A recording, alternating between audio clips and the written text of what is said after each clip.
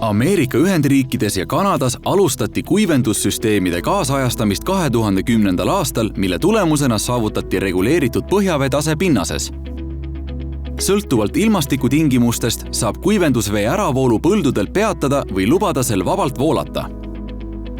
Heidame pilgu maa all toimuvatele protsessidele.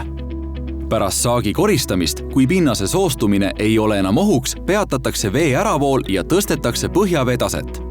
See takistab väetise kadumist pinnasest ja annab tulemuseks paremate omadustega põllumajandusmaa. Ja vastupidi, kevadel enne pinnase külvieelset töötlemist langetatakse põhjavee taset, et võimaldada raskete põllutöömasinatega töötamist põllul, hoides ühtlasi maksimaalset niiskuse sisaldust pinnases. Pärast kõigi vajalike mullahariimistoimingute teostamist peatatakse uuesti vee läbivool süsteemist ja suurendatakse sellega taimeni jõudva vee ja väetise kogust.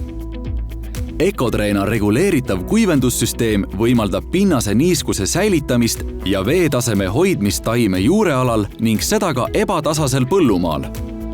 Vaatame, kuidas Ecodreena süsteem sellises olukorras töötab. Pärast hetkeolukorra hindamist kujundavad Ecodreena spetsialistid kuivendussüsteemi paigutuse nii, et klappide abil hoitakse terve põllumajandusmaa veetase taime juurealal.